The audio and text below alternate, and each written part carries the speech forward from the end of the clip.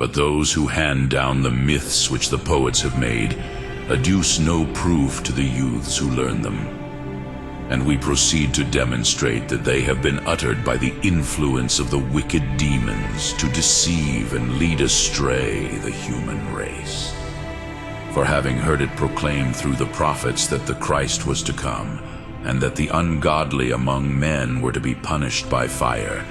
they put forward many to be called sons of Jupiter, under the impression that they would be able to produce in men the idea that the things which were said with regard to Christ were mere marvelous tales, like the things which were said by the poets. And these things were said both among the Greeks and among all nations, where they, the demons, heard the prophets foretelling that Christ would specially be believed in, but that in hearing what was said by the prophets they did not accurately understand it, but imitated what was said of our Christ. Like men who are in error, we will make plain.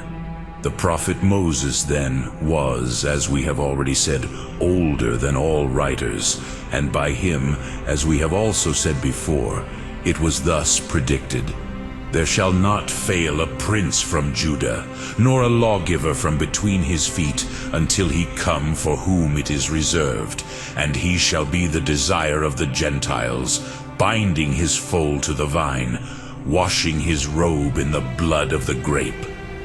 The devils, accordingly, when they heard these prophetic words, said that Bacchus was the son of Jupiter, and gave out that he was the discoverer of the vine, and they number wine, or the ass, among his mysteries. And they taught that, having been torn in pieces, he ascended into heaven.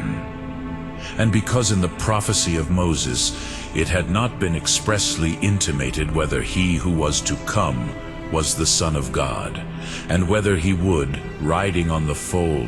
remain on earth, or ascend into heaven, and because the name of foal could mean either the foal of an ass or the foal of a horse, they, not knowing whether he who was foretold would bring the foal of an ass or of a horse as the sign of his coming, nor whether he was the Son of God, as we said above, or of man, gave out that Bellerophon, a man born of man, himself ascended to heaven on his horse Pegasus.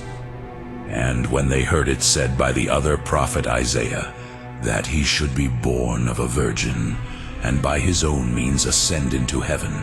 they pretended that Perseus was spoken of. And when they knew what was said, as has been cited above, in the prophecies written aforetime, strong as a giant to run his course,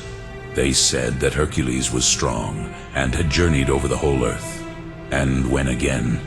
they learned that it had been foretold that he should heal every sickness and raise the dead, they produced Aesculapius,